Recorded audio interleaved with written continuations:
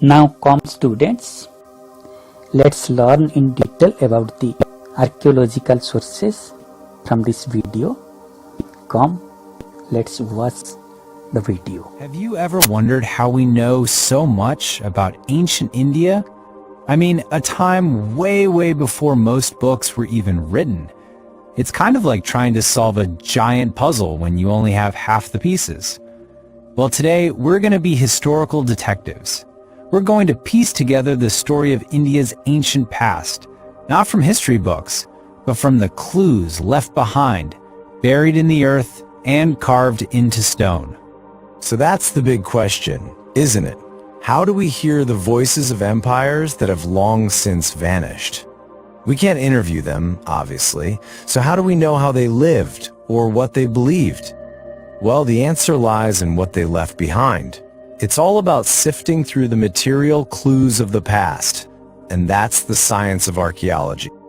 And this is where archaeology comes in. It's the scientific study of all the stuff, the material remains that people left behind. But it's so much more than just digging. It's really about decoding. Think of it like this. Every tiny piece of a broken pot, every foundation stone, every buried bead, it's like a word in a giant untold story. So let's start with some of the most direct messages we have from the past. Okay, first up, let's listen to some voices from the past as we dive into the science of epigraphy. So what is epigraphy?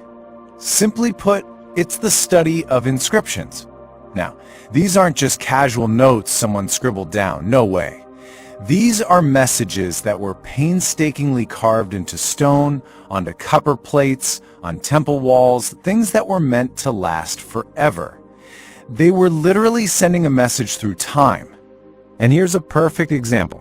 What you're looking at is a direct message from the great Mauryan emperor Ashoka. You can think of these inscriptions as ancient public billboards. Ashoka used them to broadcast his royal orders. Other rulers, like King Karavala, used his famous Hati Gumpa inscription to basically list out all his victories and achievements. They even recorded things like land grants on copper plates, which served as official legal documents. But here's the thing. For centuries, these messages were silent. People could see these beautiful carvings, but nobody could read them. The scripts, like Brahmi, were a total mystery. And then came the breakthrough. In 1837, a brilliant scholar from the East India Company, James Prinsep, finally cracked the code. And just like that, the pillars began to speak. A massive, lost chapter of Indian history was suddenly unlocked for everyone. It was a complete game changer. And check this out. This is history literally layered on top of itself. You're looking at the Allahabad pillar. It was first put up by Emperor Ashoka way back in the 3rd century BCE. But then, fast forward several hundred years, the Gupta emperor Samudragupta comes along and he has his court poet Harisena carve a whole new inscription right on the same pillar. This new inscription, known as the Prayag Prashasti, is a glowing eulogy all about Samudragupta's conquests. It's like a conversation between two great empires, separated by centuries on the very same stone. Just amazing.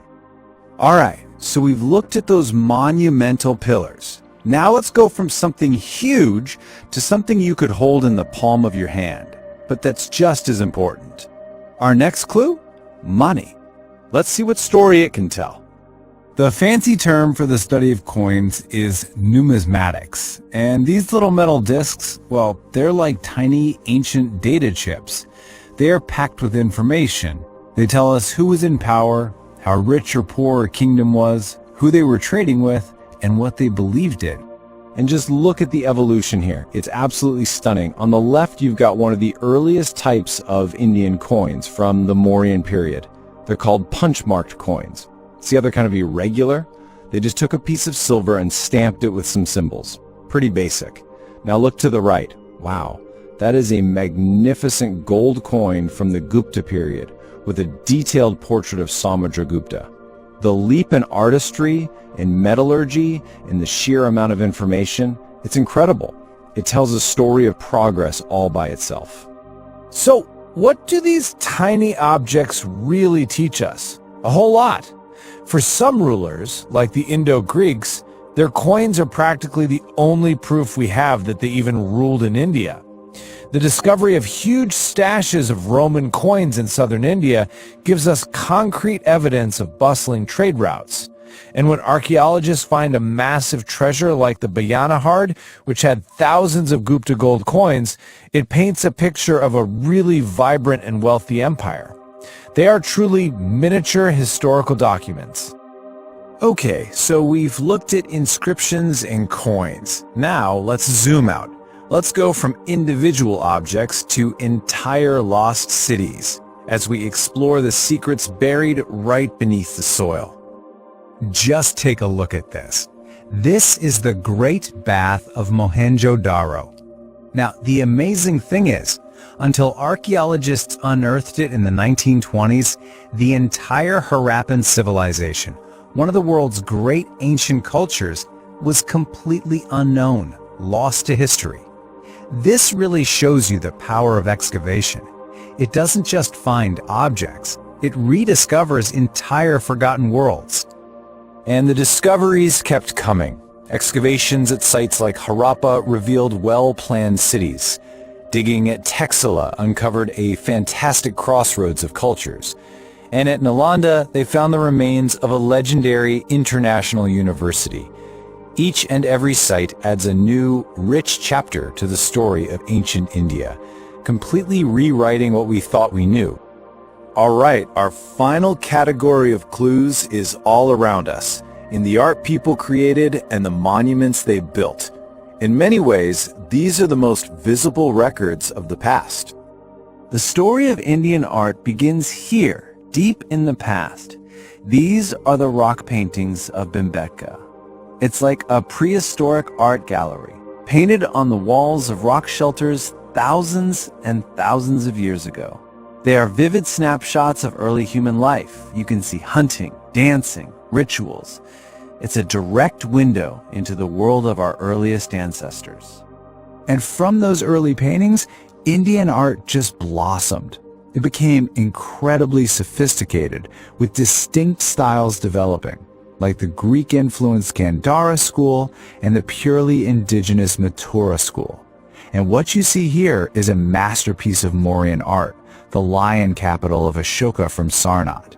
Its design is so powerful, so timeless, that this 2,300-year-old symbol was chosen as the national emblem of modern India. Just think about that connection to the past. And it's not just sculptures. Entire buildings are historical documents. The great Buddhist stupas, like the ones at Sanchi, or the magnificent temples from the Gupta period. They're like architectural textbooks. They tell us so much about people's religious beliefs, their artistic styles, and just how advanced their engineering skills were. So we have inscriptions, coins, ruins, and art. But, you know, a good detective never relies on just a single clue. The real work of a historian is to piece them all together to see the bigger picture. But this is where the detective work gets a bit tricky. No single clue tells the whole story. As you can see, each source has its own strengths and its weaknesses. That glowing inscription about a king? Well, it might just be propaganda, exaggerating his great deeds. A coin gives us a name and a date, but it doesn't give us the full context. This is why historians must be critical, always cross-referencing clues to build a reliable picture of the past. And this quote sums it up perfectly. Yes, archaeological sources have their limitations, but despite that, they are absolutely essential. Without them, vast stretches of India's early history would just be a blank page. They are the very foundation upon which everything we know is built. So, from inscriptions, coins, and ruins, we've pieced together an incredible story. But the biggest question remains, doesn't it? What's still out there? What forgotten cities and lost treasures are still buried under the soil, just waiting for the next generation of detectives to continue the search? Now come, let's look at this lesson in the form of some slides. It will help us get a clear idea of the lesson.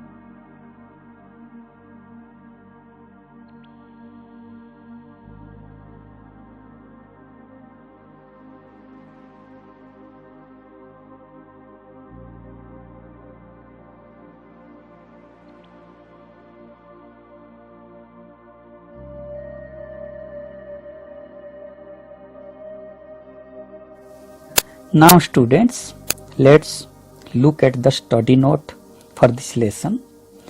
I have provided it here. This is the study note for this lesson.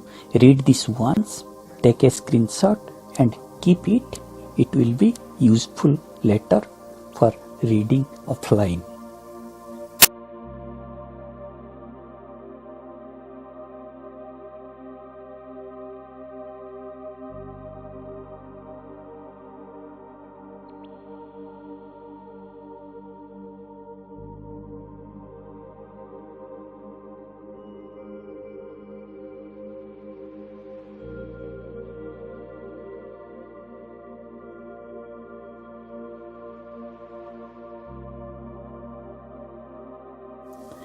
Now we will see the data table of this lesson.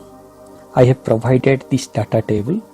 Observe how the facts included in our lesson are presented in it. Take a screenshot and keep it. It will help you remember.